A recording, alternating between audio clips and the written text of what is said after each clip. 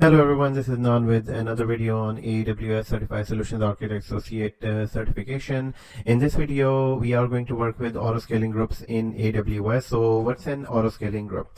In real life, the load on your website and application can change. In the cloud. You can create and get rid of servers very quickly. The goal of the autoscaling group is to scale out, add EC2 instances to match an increased load, and you can scale in, remove EC2 instances to match the decreased load, and you can ensure that we have minimum or maximum number of machines running, automatically register new instances to a load balance. So let's look at auto scaling group in AWS. So what happens is that with the websites like ebay.com or maybe amazon.com, where you have huge number of users connected, millions of users connected every day to these, you need more and more instances in the holiday season. In the holiday season, when the web server, let's say this is a web server, when there is a load on this web server and CPU goes like 90%, instead of machine crashing, what we can do, we can protect the load on these EC2 instances by using auto scaling group. And we can set up a formula in which as soon as the CPU reaches 70 or 80%, AWS should automatically launch another instance. So that would take the load down, and if the CPU still stays at 75% because there are millions of users connecting to these two servers, it should automatically increase another instance. So this technique in which AWS automatically add instances, this is known as scale out instance. So it can keep creating VM EC2 instances so that the load can be equally distributed. So when we create auto scaling group in AWS, there are three settings that we need to do. Maximum, how much is the maximum size of VMs you need? Let's say it's 10. Desired capacity at any time, we need actual size is let's say 3 instances, and the minimum is 1 instance. So minimum is 1 instance, desired capacity is 3 instances, and maximum it can be increased to 10, and this will all be happening automatically. Now, how does it work with a load balancer? So we can have a load balancer that can automatically send equal load to all of the instances. So load balancers can be configured, web configured load balancer can be configured with auto scaling group. And then with auto scaling, we can set up alarms as well as soon as there are increased number of instances or there is decreased number of instances. So when we increase the number of instances, it is known as scale out policies. And whenever the load goes less than 75%, it will remove the additional instances, hence lowering down the cost. So when you have less number of EC2 instances, definitely it will be cheaper for you to manage this website. So what we can do, you can set up alarms, you can set up triggers, and as soon as any number of instances are increased, you will still get an email. You can set up a trigger here, alarm, using CloudWatch, and as soon as the number of instances are decreased, you can configure a trigger for yourself. The one last thing before we can start creating auto scaling group, this auto scaling can be based on CPU, memory, or network throughput. So you can set up all these different metric values on the basis of which you can increase or decrease the number of EC2 instances. So let's get started with this. In order to create an auto scaling group, you are going to need a template that we created in the previous video. So in order to create auto scaling group, you need to go to EC2 instance.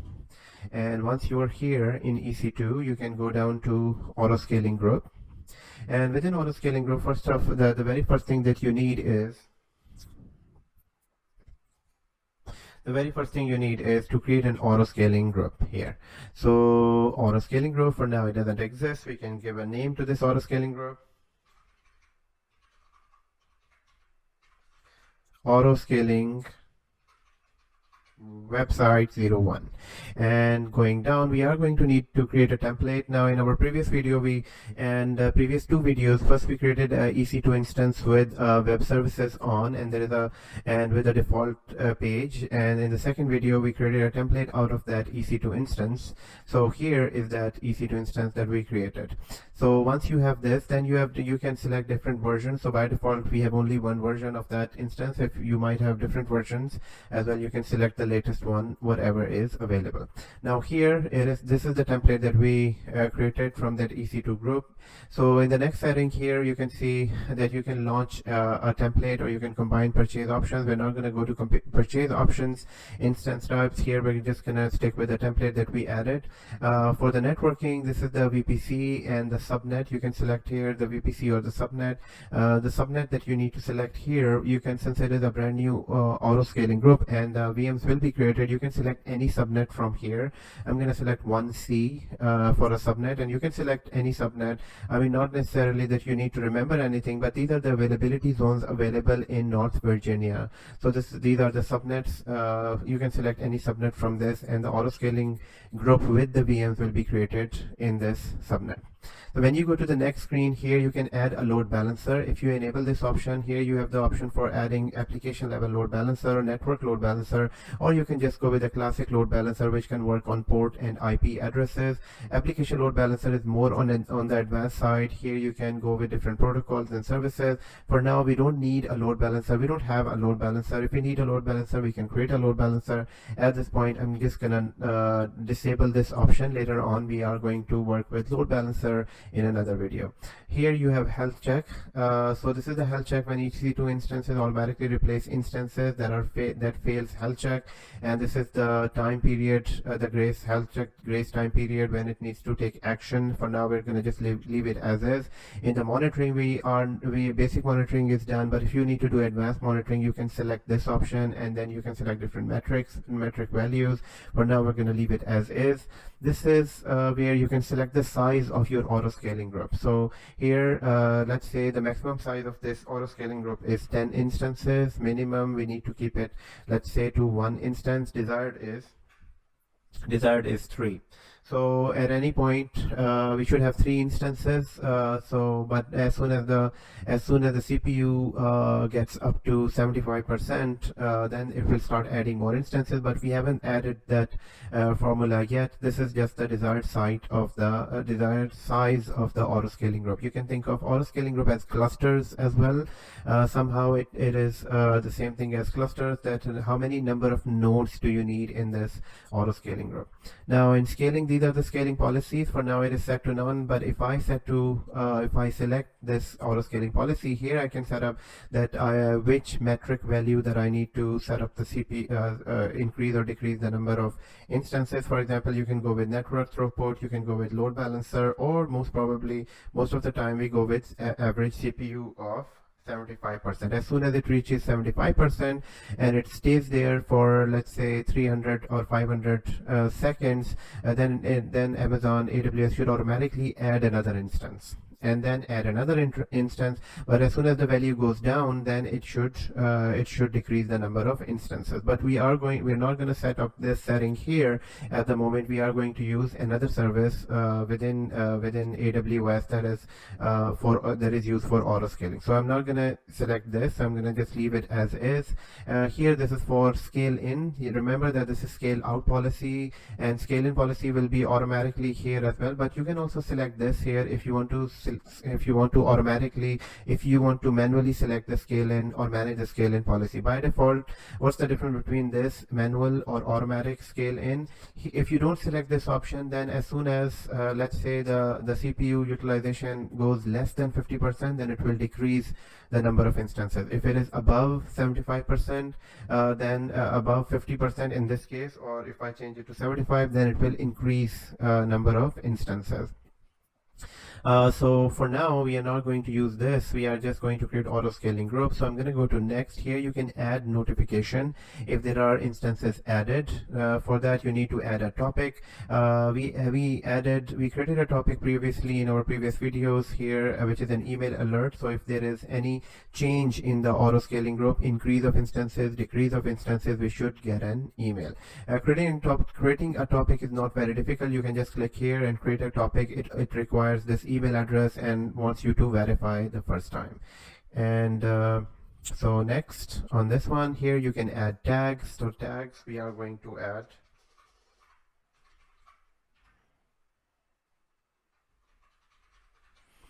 finance. So this auto scaling group is for the finance department. And next here is the summary. You can make changes if you like, or you can create the auto scaling group. Now, as soon as you create an auto scaling group, the desired capacity, it will start from 3 instances. It is updating the capacity. And if I go back to our instances dashboard, then we should be able to see additional 3 instances will be created for this auto scaling group. So these are the 3 instances that are being created, and if I go to, so these are the ones that are being initialized, the first 3, and if I go on this side here, so the same security group, and they are all the key names, since this was made through from this template. So this was the EC2 instance, and this is EC2 instance is a web server. We created a template, attached that template to the auto scaling group. This is why these 3 instances are being created. So so we'll wait for this one. Once they come back, then we will verify. In the meantime, let's go to our auto scaling policy. So in order to create an auto scaling policy, you need to go to services, and here you need to go down to management and governance, and within this, here you have something called AWS auto scaling policy. So once you are here, you can create, you can have some more options. Here you will get some help as well, saying how it works. You can, with the auto scaling policy, you can create an auto scaling policy based on explore the applications. So here you can create an auto scaling policy, explore the application based on application, discover. You can scale out based on which metric values, CPU or memory, or you can also create an auto scaling policy based on the cost and performance as well. So let's say you wanna have 10 instances, but you wanna keep the cost to a certain number, and with that certain number, you cannot have more than 7 instances. So the auto scaling group will be confined to 7 instances, because you're going with the cost, or you're going with the performance. You can go with the performance as well. So here in the cost, so this is why I came here for the for auto scaling group settings, because we could have done the track that set, enable that setting, but here we get some more options. So here, in order to create the auto scaling policy, we can get started with this. Here you can automatically discover and manually choose resources to add the auto scaling plan. You can go by search by cloud formation. We haven't selected that at the moment. Or you can go by search by tag as well. If you go by tag, here you can find different tags that we created, whatever tags. So we created a department tag and then cost center tag, or you can go with auto scaling group. So in our case, we are going to go with auto scaling group that we just created, and next. So this policy will be run on this auto scaling group, and we are going to name this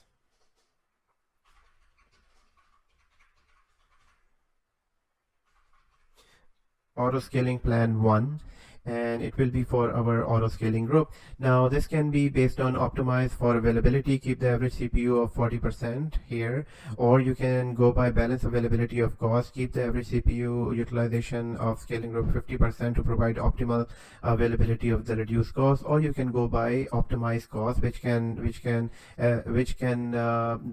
CPU will keep an eye, will make sure that the CPU will remain less than 70%. As soon as it reaches 70%, stays there, then it will only increase the instance. So here you will be you're optimizing cost. You will have VMs only when the CPU reaches 70%. Here this is balance of availability and cost. Here it will increase an instance when it is 50%. So in our case, we're going to go with this, or you can go with the custom your own settings as well. You can change it to any setting. You can change it with 70 to 60% and so on. For now, I'm going to just go with optimize cost, so that I don't have to create anything. Now here is the new option that they added in this portal, which is enable predictive scaling and enable dynamic scaling. Now this is AWS will based on the performance monitoring, based on performance monitoring, AWS will forecast based on its own forecast. It will in advance increase the number of instances, and not before even reaching 70%. So based on its own calculations, if predictive scaling, if AWS thinks that it will with the current speed of CPU, with the current number of with the current load on these servers, in next half an hour it will reach to 70%. So before it reaches 70%, it will increase an instance. So this is predictive scaling and dynamic scaling. So now that we have selected the scaling in and scale out policy, scale in will be directly opposite. As soon as the CPU goes less than 70%, it will decrease the number of instances. Here I'm going to go to next. It is applied to auto scaling group, and next. Here we can see the plan and everything. You can make changes and we can create a plan. So plan is created, and so at the moment, so creation is in progress. This plan creation is in progress. It is attached to our auto scaling group. So in the meantime, let's go back to our instances and see what's happening there. Now, if I go back to instances, there are 6 instances running. 3 of the instances that we created in the previous videos, and 3 of the instances that are connected to auto-scaling plan. So if I go down to auto-scaling plan, and let's see what is happening in the auto-scaling group.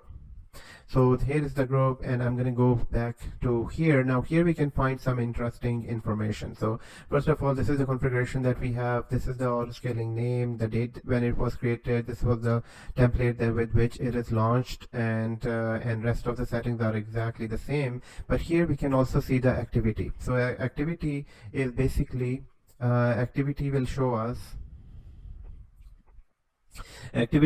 what is happening in this auto scaling group. So successfully launched 3 instances. So when there are more instances required, and when it will create, so everything will be added to the activity log here, and you can see the type of instances here. You can see the cause because these are launched, and this is part of the desired configuration.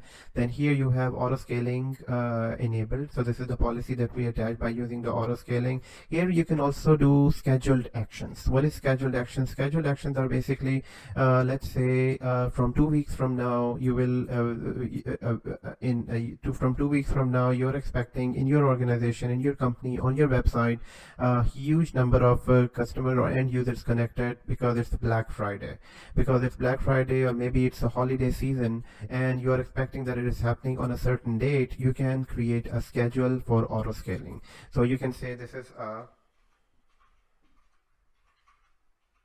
it's a Black Friday, and the desired capacity at that point will be 6, minimum will be 3, and maximum will be 20, because you're expecting load. And here you can set up the date when you are expecting this, let's say from 27th and so on, and here you can create that scheduled action. So I'm going to cancel this here, and in instance management, these are the instances that we are working with here in this. And so here we have a lifecycle hooks, which is basically what you can do. You can create so this is like a script that can be attached to this instance, where you can monitor the timeout, and you can basically take these actions. You can continue working with this instance, or you can abandon the instance if this is not in use. So, and the next one is monitoring, and here you can enable default. So default monitoring, basic monitoring is there. You can enable advanced monitoring, but this will be charged. And here you have instance refresh. So these are all of the things that you can this is how you can create a auto scaling group. Now for now we have, I think, enough capacity. There are 3 instances running, and 3 instances running on this, and at the moment there is no load on this CPU, so there won't be any changes on this. If we can monitor this, I think this should drop the number of instances at any time, since the CPU is less than 70%. If we can go to monitoring here, let's see how is it going with the CPU. So this is our group size. So data, normally it is available after some time, and it will start showing that if there are CPU spikes or anything, then you will be able to see. This is EC2 instances. You will start seeing some records here. So here you can see that this is the CPU overall. CPU percentage is right here. So it's 3 instances running as a web server. So this is about creating auto scaling group and launch configuration and the template for the. Please go through the last 3 videos, creating all EC2 instance, then a template, then attach a template to an auto scaling group. Thank you for watching this video, and I will see you in another video.